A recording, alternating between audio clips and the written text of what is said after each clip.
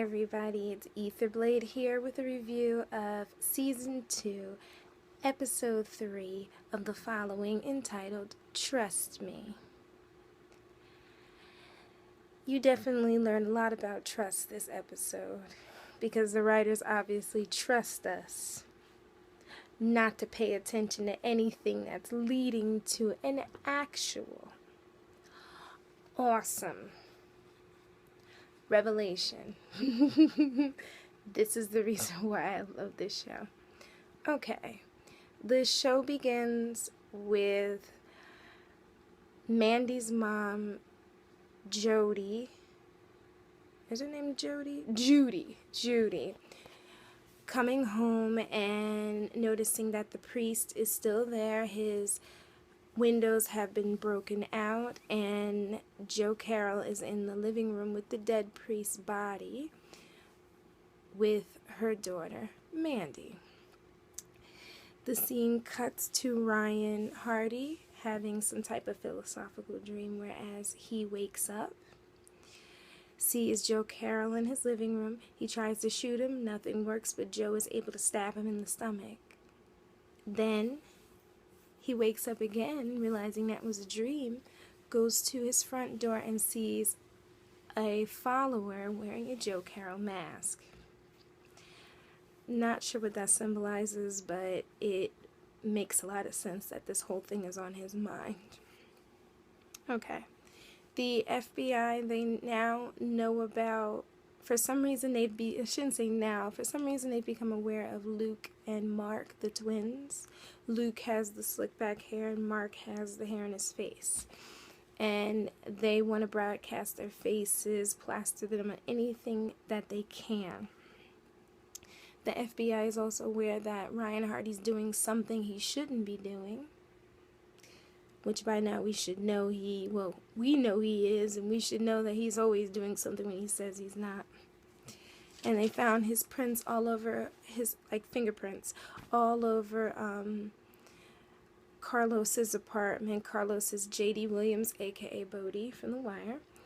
But the FBI decided not to charge him with anything, and they let him leave. Okay?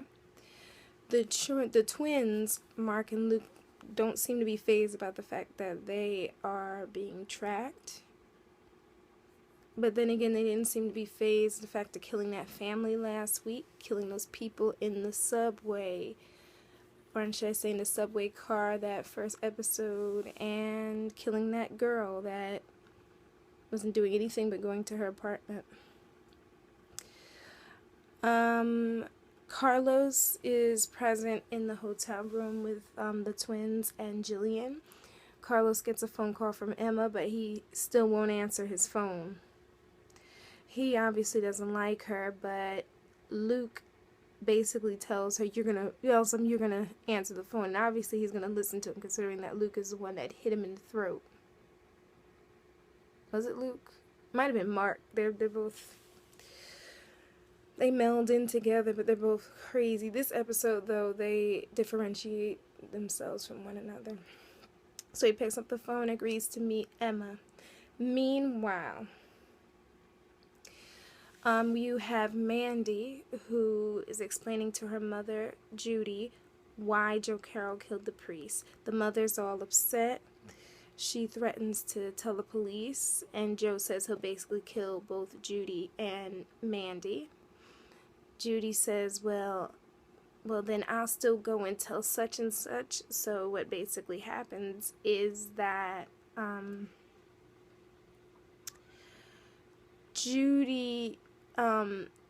Joe Carroll basically reveals that Judy was a pen pal of his in jail. And the fact that he's living there with him is he's living there with them is a big white flag, big red flag, I guess, to the FBI. And he continues to say that he'll basically kill them if they tell. Ryan goes back home to his apartment. He sees the door open. He thinks it's one of the followers. He runs to the back where he keeps all of his stuff for the case. And to make a long story short, there's Mike standing there looking at the wall, trying to figure out exactly what Ryan's doing. Why does Ryan have all those pictures? And even as Ryan tries to explain it, Mike doesn't want to hear it. He doesn't care. It is what it is. So we learn that Ryan has a theory about Joe Carroll being alive and claims that Joe Carroll had a brother who was a half-brother named William Houghton. And William was the same height, build, and size as Joe Carroll, and thus he was switched out for Joe so that Joe could make a clean getaway. Now, we know that. Ryan suspects that. Does Mike believe that? No. To try to convince him further, Ryan tries to tell Mike, listen, there's something wrong with that DNA because Joe and William are brothers. Their DNA codes will match in some way, shape, or form. Does Mike want to hear that? And Mike basically tells him, you need to leave this case alone. You need to let it go. You're going to be in big trouble. You're going to be up for obstruction of justice. And as he's about to finish, Mike gets a phone call. And it is probably some part of something that Agent Mendez is running, whereas they're trying to find Emma, because apparently Emma popped up on some type of tape outside of Carlos's apartment. Okay. So Mike basically tells Ryan, listen, he said, if you leave this alone, I won't tell Agent Mendez and we'll drop it. Now, we know good and well Ryan's not going to drop it, of course, because there would be no show if Ryan dropped it. I mean, what do people expect? So Emma goes to meet Carlos, finds her. For some reason, Mark is following Emma with a knife, and Emma whirls around, and she basically whirls around it with a knife and basically almost sticks him with it. He's turned on by this. I guess no one told him about Emma's lovers. They don't last long. Ask Jacob and Paul.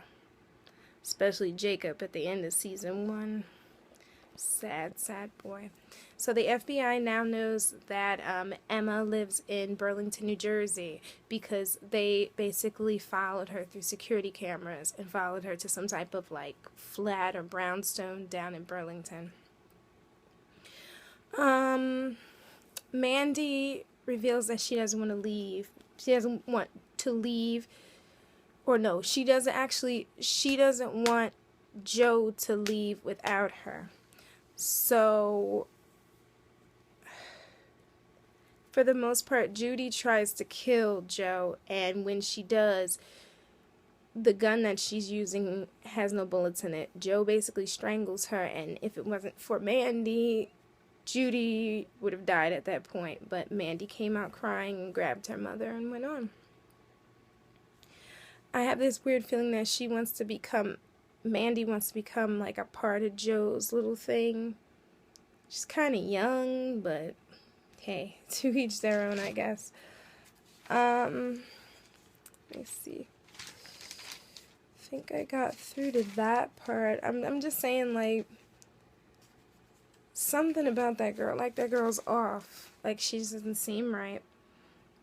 I don't know what it is. And creepy girl. Mark reveals to Emma that Roderick had this idea to switch out the DNA of Joe Carroll with, I guess, someone else. Joe Carroll's brother. We know that, but he reveals that Carlos believes that Joe is alive. Which brings me to the part of Carlos running his mouth too much. Maybe Carlos should have just left this alone. I don't know, but Carlos, for some reason, is far too trusting of the twins and that girl, especially since they hit him in a windpipe and had him stand in the corner. Lord. Mark, for the most part, knows that Emma has 7 followers that live with her. He invites Emma to come back to the hotel with him, his brother, Jillian, and Carlos. in that book that Sprague Graydon's character Carrie Cook wrote about the murders that happened that night, you know, the night when they were all in the community center and everybody died, those murders, I guess coupled with all the murders that happened last season. Anyway, Carrie Cook wrote a book, and basically Emma is seen as a risk taker. She takes a lot of risk. I guess killing your mom is considered a risk, I guess. The FBI found Emma's house. They surrounded it. And to make a long story short, they burst in, shoot a black guy, turn around and shoot Emma's friend Hannah in the shoulder. So I guess she's the person that's arrested. I'm taking a wild guess. Maybe we'll find out next episode. Either way, like, I don't know, black people in this thing, we don't live very long. It's like a scary movie. It's like any Kevin Williamson movie, save for I Still Know What You Did Last Summer and Brandy. We don't live that long. Not at all. Anyway, Detective Mendez threatens to arrest Ryan Hardy as soon as he shows up to the scene after everything's gone. They're wheeling out the bodies, wheeling out Hannah, who's like sitting upright after she got shot. I don't know what Mendez has against Ryan. Like, we could think of the obvious, but it seems like there's something else she really doesn't like about him, and I'm not sure what it is. Lily allows Ryan to visit her at home, or at least I think it's her home or her office, even though the FBI was sworn to make sure that he doesn't come within 50 feet of her, which is kind of weird. But anyway, Ryan wants to make sure that she's okay, that she won't get killed like Claire was killed, and Lily is just sitting there inquiring, like talking a little bit about her and just different things, and it just doesn't sit right with me in this scene. It's like, why do you even need to know this? But again, she, for the most part, she does. So Lily's friends are labeled as the fugitive members of Joe Carroll's cult, most of which who died. Like I said, Hannah was arrested because she's the only one that was shot in the shoulder. So Jillian still wants to kill Carlos. They're still speaking in French in front of this kid, and this kid has yet to pick up Rosetta Stone. Common sense would tell them that they tell you that they don't want you alive, they don't like you. But this kid is like ditzy. He's a very ditzy character that kind of gets on my nerves at times, because it's just like, what the hell are you doing? And he just does dumb stuff. And he still couldn't see that they set him up, like the twins basically set him up, so. Okay. And that French thing is bugging me.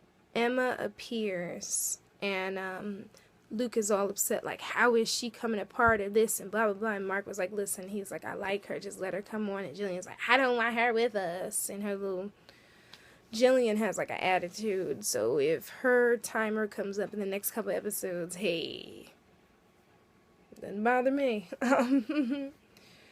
Joe, and I also learned that Luke is basically the dominant twin, so Luke is running things, Mark is listening, although Mark does question it a bit, so we'll just see how it goes. And I guess the rest of this season, and as Emma's in the hotel room, she sees her friend being tied up.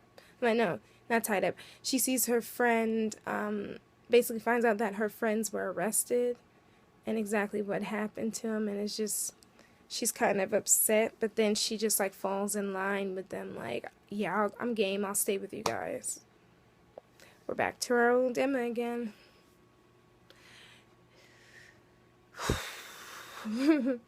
Joe is now tying up Judy. He goes to search for his knife, and Mandy finds it. When he comes back in the room, she's basically holding it pointed towards him, and her mother keeps screaming, kill him, kill him, and what does Mandy do? Mandy stabs her mother a couple times. Pop, pop, pop, pop, pop, pop. Ugh, I'm like, ugh. Ooh, gross. I'm like, ooh. She's like, sorry, mama, but I can't let Joe die.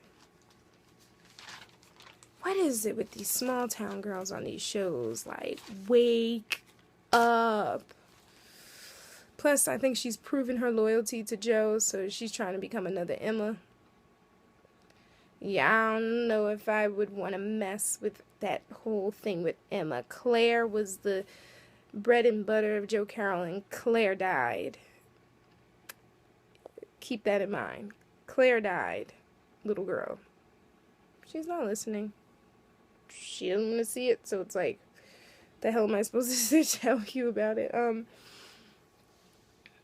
I'm still not sure what it is with Joe and these crazy girls who kill their mothers. This is the second crazy girl to kill her mother. Just for him. They lust after him. They go back to the hotel room, and Luke decides to stab Carlos in the neck. Jillian's upset because Jillian wanted to do it. She's been voicing that opinion since day one, and Luke says, you could finish her off, and she's like, basically calls him either a selfish prick or selfish something. I kind of missed things. I wasn't paying attention to it. Let's see what happens with that. All of a sudden, Ryan has this epiphany, and what happens is that Lily basically has some type of art showing because she's a curator, and Ryan is there, the FBI is there, because they're afraid that the twins may come back and try to kill her. So what happens is that she had said something earlier, which I didn't mention, about she was running late, but she took the local train, and Ryan was like, why would you take the local train and miss the express if you were running late? It's crazy to me too, but the next thing you know, it all clicks, and he asks Mike, who's also there, show me those videotapes or those video clips of what happened on the subway. Mike shows him, and then the next thing you know, it all clicks. He's looking at Lily and looking at Lily, and he finally shows, like, I got you. She takes off running downstairs with the girl that's protecting her from FBI, stabs that girl in the neck, disappears behind some fake wall, behind like a filing cabinet or something. Next thing you know, she's undressing, putting on this new outfit with this brown wig, and just disappearing out. Like, she makes a phone call, like, they found me, disappearing outside. And I'm like, I said, what the hell is she doing? And then she just goes outside. No one's the wiser. Again, this is New York. New York, they see the craziest things, so they're not going to be like, oh my God. Unless it's like somebody with a handgun, like a machine gun or something, I guess. Hey, to each his own. So what happens is that basically she disappears outside, and Ryan and Mike are down there, and they're trying to figure out what the hell is going on. So they chase her outside. Ryan leads. Ryan's running and running and running and running, and he almost catches her, and he loses her. So he's standing on a car, like looking around, like, where did she go? Where did she go? She calls him as she's walking, and she says, oh, sweet, she says, I wish that it, something like, I wish it could have worked out. I really liked you. Again, another woman basically sent to Ryan Hardy to screw him up in the head and mess up everything for him. And it's like this Joe Carroll dude, like, completely knows, like, the psychological makeup of Ryan Hardy to the point where he's like, I'm going to send this girl to mess him up. Never underestimate the power of an English professor. Never. To make a long story short, a car, like, she's outside, she's running, and I forgot, during the melee, she took off her wig, she tased an FBI agent in the neck, she was wearing this hair tie or something, like this head wrap. Then she takes that off, and she makes it to a silver BMW. If I'm wrong about the car, please comment. Let me know what car it was, so I'll probably figure it out by the time I watch it again. She gets in the car, and she's like, I'm glad you're here. And he's like, they found you? And she said, yes. Is everything all right? Everything's fine. She turns, and she looks at the guy who's next to her, and the camera goes, and it's Luke driving the car. And she said, let's go. And he says, yes, mother. Yeah. I'm pretty tame after saying this to you, because the first time I heard it, I was screaming. Like, are you serious? Like, oh my God, that's his mom. Like, I knew she was, but I didn't know she, Lord in heaven help me. When I heard that scene, I was crazed after that. And I also noticed that they're basically downtown New York by, I believe that's Soho. Soho's so wonderful, my God. Soho, near Houston and Mercer and all those places that have wonderful places, in Georgetown Cupcake, which has the best cupcakes ever. And he's standing in front of an American Apparel next to his partner Mike, and they're trying to figure everything out. So now we know that Lily's in on it. Lily's a part of it. Detective Mendez tries to pull them in. Like, at first she, like I said, from the beginning of the episode, she was all pissed off, like, stay out of this, go away. Now she's like, come on, come on. He said, no, I don't even want to be a part of this. Like, I don't even want to deal with this. So they cut to a scene with Joe and Mandy pouring gasoline on Mandy's house and basically burning. No, they haven't even started burning things up. They're just talking, and she's like, she wants to go with him. She wants to prove herself. Poor misguided Mandy. Wait till you meet Emma. Lord in heaven. As Mark tries to put Carlos's body in the bathtub, Emma makes the point that they need ice if they're going to keep it there. So as they put him in, as they're about to put him in there, they get a phone call, and they say, we gotta go. We were found. We gotta go. And everyone starts packing up, and Jillian's just like, well, we gotta go. They're like, not her, not her. Like, Emma can't go, Emma can't go. Mark was like, no, Emma's going. So Emma has a new bedmate to replace Jacob. If this turns into some weird threesome, I'm gonna be even freaked out, because that whole thing with Emma, Jacob, and Paul in the shower, good Lord.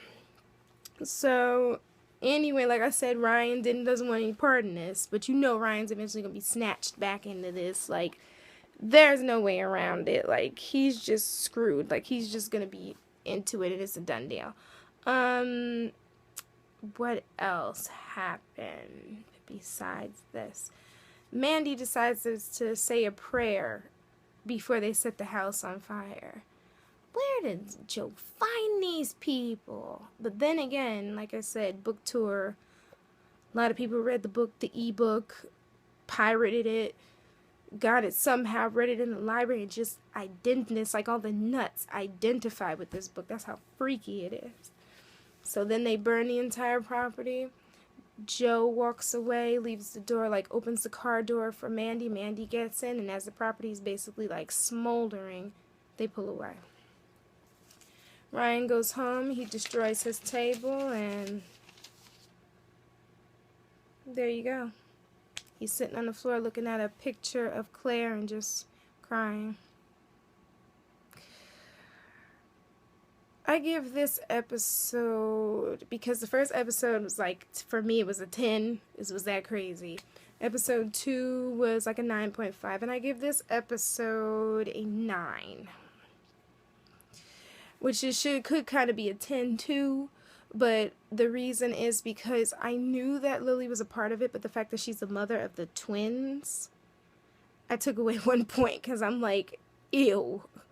And first of all, are we going to meet their father? Like, what crazy impregnated that crazy? It's going to be a battle royale when Mandy comes in contact with Emma. Ryan Hardy's going to be pulled into this whether he wants to or not. Mike is probably going to be kidnapped, or something crazy is going to happen to Mike if Mike hasn't joined the following. Agent Mendez is weird. Agent Phillips from episode 1, he is probably a ticking time bomb, because black folks don't really live that long unless they're like a secondary FBI character in, like, sitting in front of a desk. They really don't last that long. And he could be one too. What else could I say? I'm just waiting for that part with Emma to see Mandy, because Emma's just gonna hate that little girl. And that girl is so impressionable. Like, it's sad. She may not even live that long, but then Joe may do everything in his power to keep her as a child, because Joey is nowhere to be found. A lot of people were saying, well, why can't we see what happened to Joey? I believe we are going to see what happened to Joey, because I believe the woman that's supposedly to be his grandmother is going to pop up soon, and I can't wait till Carrie Cook, the book writer, pops up. Because is she a follower? Maybe. We lost Judy. We lost Carlos's episode. Who else is there to lose? We are 3 episodes into this season, and this season is psychotic. Lord. And then when Hannah starts talking, they may silence Hannah.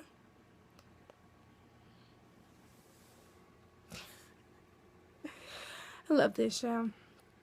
Connie Nielsen is fantastic as Lily. Just fantastic, because it's like so clear and apparent to the point where it's like, yeah, she's a part of it, but no one would ever thought that she was the mother of those twins. And the fact that that curating job is her real job and her real alias, so she's like, she and her sons are so like cocky, if you'll say that the sons think no one's going to find out who they are, and then the mother just knew that she wasn't going to be found. Oh well, thanks for tuning in this week. This is, like I said, my 5th video now. It's about the 4th. If you count my Christmas video on here, it's the 4th. Comment, definitely leave like any questions, anything at all, just let me know. And as always, have a wonderful day, a wonderful afternoon, a kick-ass evening, and just rock out with your butt out. Did I just say rock out with my butt out? Oh my god. Just smile. and be careful in the snow, because New Jersey got its behind kicked after the Super Bowl, so go Seahawks. Deuces.